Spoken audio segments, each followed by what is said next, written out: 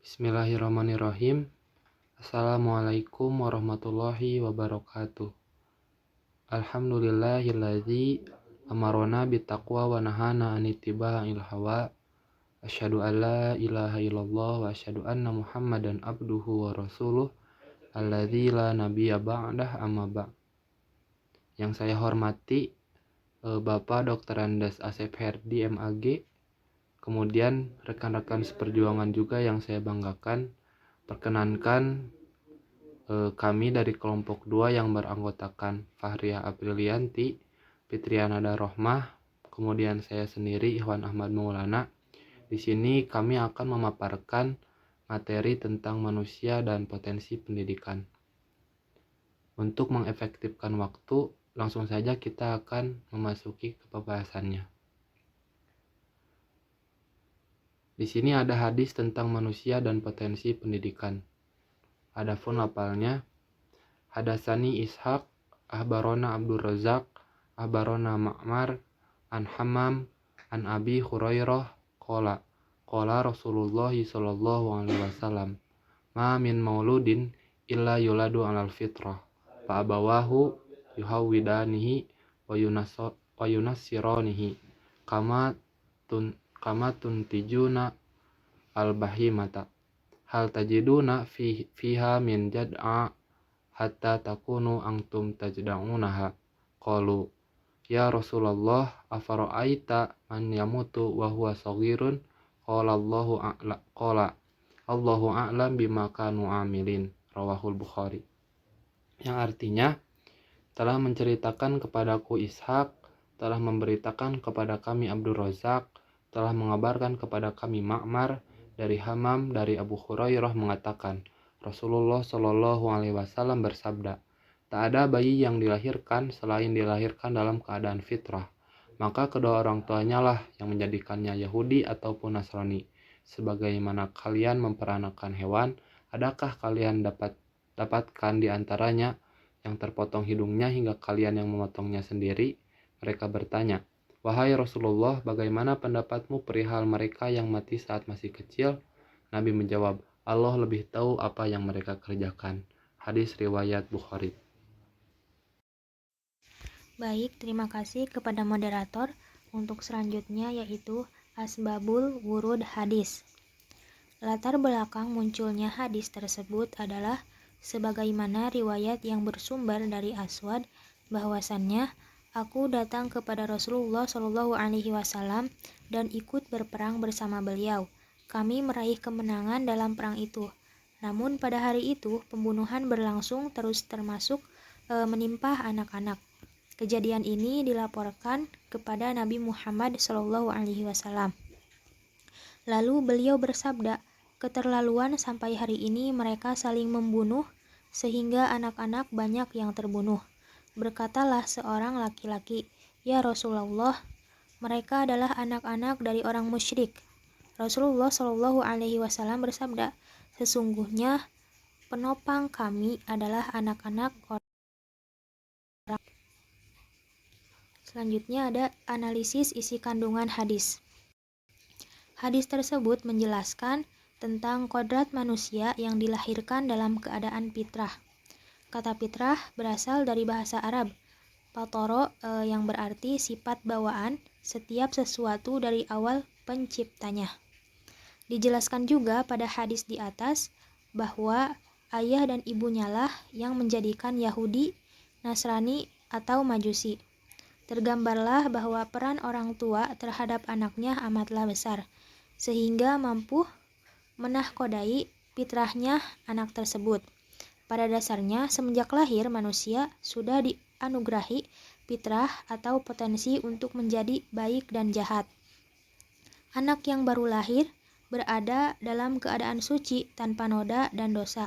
Akan tetapi, apabila di kemudian hari anak tersebut tumbuh dewasa dengan sifat yang buruk, maka hal itu merupakan akibat dari pendidikan keluarga, lingkungan, dan kawan-kawan sepermainan yang mendukung akan pembentukan terhadap sifat-sifat buruk tersebut. Hadis di atas pada hakikatnya menjelaskan kepada kita bahwa sesungguhnya setiap manusia dilahirkan dalam keadaan membawa potensi masing-masing, di mana potensi tersebut bisa berupa potensi positif maupun potensi negatif, bergantung bagaimana manusia itu memanfaatkan potensinya itu, mau disalurkan kemana. Nah, dan selanjutnya ada pengertian manusia dan potensi pendidikan. Dalam dimensi pendidikan, keutamaan dan keunggulan manusia dibandingkan dengan makhluk Allah lainnya terangkum dalam kata fitrah. Secara bahasa, fitrah berasal dari kata patoro yang berarti menjadikan. Kata tersebut berasal dari akar kata al-fatr yang berarti belahan atau pecahan. Abdurrahman Soleh Abdullah mengartikan kata fitrah sebagai bentuk potensi yang diberikan Allah padanya saat penciptaan manusia di alam rahim. Nah, potensi tersebut belum bersifat final, akan tetapi merupakan proses. Dan ia juga mengatakan bahwa anak yang lahir belum tentu muslim, meskipun ia berasal dari keluarga muslim. Akan tetapi Allah Subhanahu wa taala telah membekalinya dengan potensi-potensi yang memungkinkannya menjadi seorang muslim. Ya, terima kasih kepada moderator sudah mengizinkan saya menjelaskan pembagian potensi manusia. Menurut Muhammad bin Asyur, sebagaimana dikutip oleh Muhammad Quraisy Shihab, mendefinisikan fitrah manusia kepada pengertian fitrah yang berarti makhluk adalah bentuk dan sistem yang diwujudkan Allah pada setiap makhluk. Sedangkan fitrah yang berkaitan dengan manusia adalah apa yang diciptakan Allah pada manusia yang berkaitan dengan kemampuan jasmani dan akalnya. Dari pengertian tersebut dapat diartikan bahwa fitrah merupakan potensi yang diberikan Allah kepada manusia sehingga manusia mampu melaksanakan amanat yang diberikan Allah kepadanya, meliputi potensi seluruh dimensi manusia. Dari sekian banyak pengertian tentang fitrah, maka dapat diambil kata kunci bahwa fitrah adalah potensi manusia.